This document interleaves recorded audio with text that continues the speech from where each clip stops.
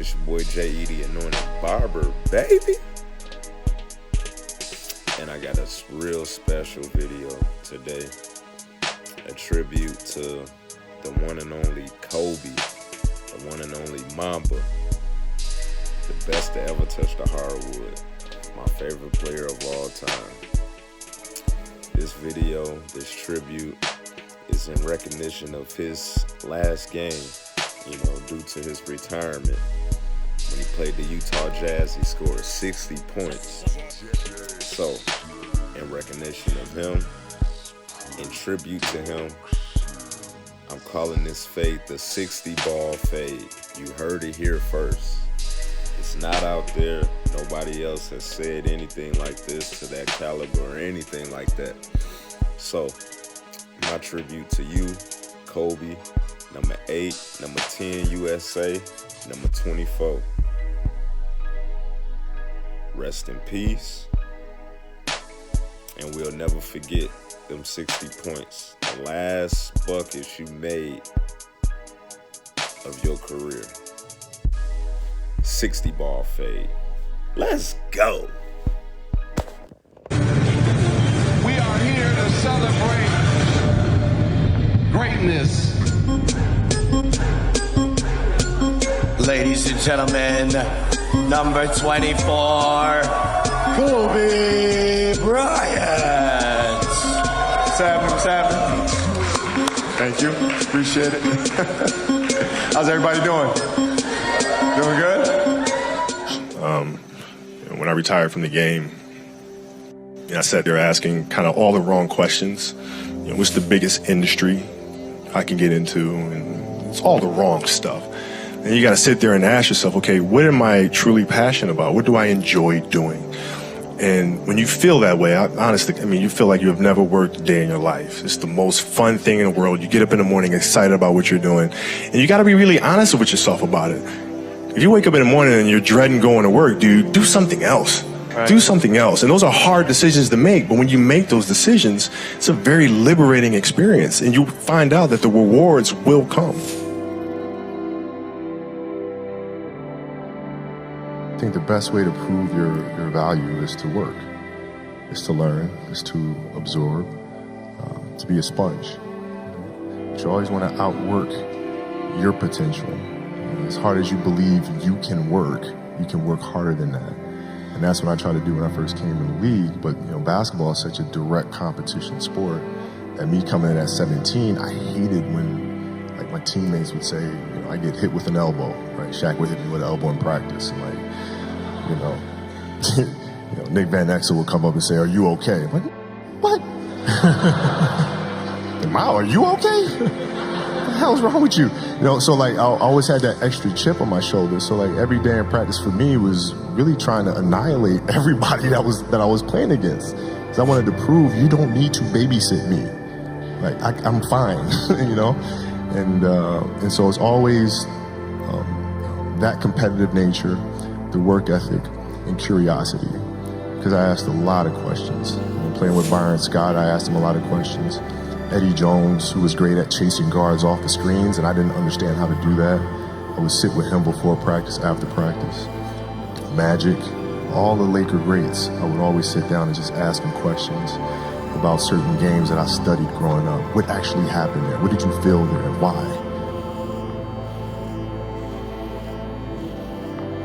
We were playing against the Lakers, Tom, and we were out here in LA.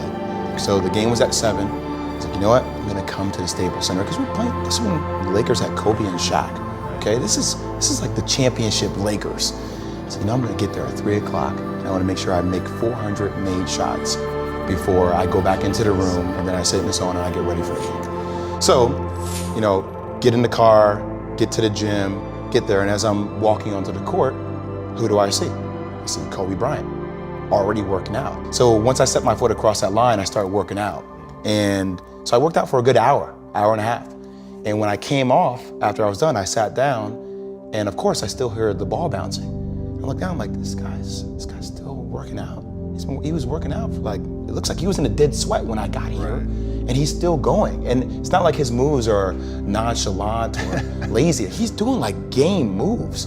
You know, I sit there and I unlace my shoes. I'm like, I want to see how long this goes. So I sit out there and watch 25 minutes. And he got done. I said, okay, I think I've seen enough. Go play, you know, come back, get in the sauna, get ready for the game. That game, he drops 40 on us, okay? And after the game is over, I'm like, I have to ask this guy. Like, I have to understand, like, why he works like that. Right. So after the game was over, I'm like, hey, Kobe, like, why were you in the gym for so long? He's like, because I saw you come in. And I wanted you to know that it doesn't matter how hard you work, that I'm willing to work harder than you. If your job is to try to be the best basketball player you can be, right? To do that, you have to practice, you have to train, right? You want to train as much as you can, as often as you can.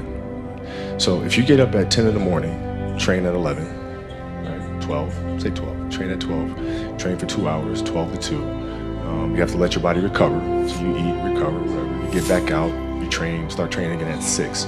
Train from 6 to 8, right? And now you go home, you shower, you eat dinner, you go to bed, you wake up, you do it again, right? Those are 2 sessions. Right? Now imagine you wake up at 3, you train at 4, you go 4 to 6, come home, breakfast, relax, blah, blah, blah. Now you're back at it again, 9 to 11, right? You relax, and now all of a sudden you're back at it again, 2 to 4, and now you're back at it again, 7 to 9. Look how much more training I have done by simply starting at 4, right? And so now you do that, and as the years go on, the separation that you have with your competitors and your peers just grows larger and larger and larger and larger and larger. And by year 5 or 6, doesn't matter what kind of work they do in the summer, they're never going to catch up because they're 5 years behind. Right? So it makes sense to get up and start your day early because you can get more work in. If I start earlier, I can train more hours. And I know the other guys aren't doing it because I know what their training schedule is. Right? So I know if I do this consistently over time, the gap's just going to widen and widen and widen and widen and widen, and they won't be able to get that back. So to me, it was just common sense. I'm like thinking, how can I get an advantage? Oh, start earlier. Yeah, let's do that.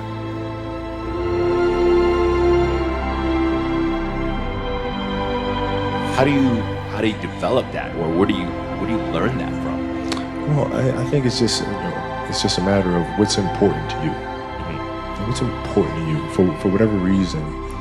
You know, I felt like I didn't feel good about myself if I wasn't doing everything I could to be the best version of myself. If I felt like I left anything on the table, it would eat away at me. I wouldn't be able to look myself in the mirror. And so the reason why I can retire now and be completely comfortable about it, because I know that I've done everything I could to be the best basketball player I could be.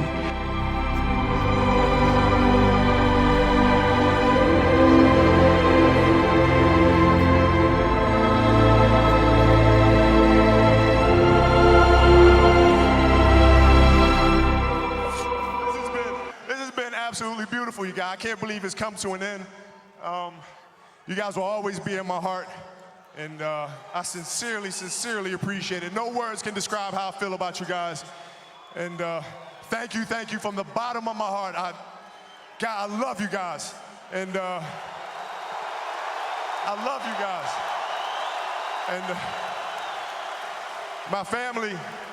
to my family, my wife Vanessa, our daughters Natalia and Gianna, you know, thank you guys for all your sacrifice. You know, for all the hours I spent in the gym working and training. And Vanessa, you holding down the family the way that you have. I can't, there's no way that I could thank you enough for that. So from the bottom of my heart, thank you. And what can I say? Mamba out.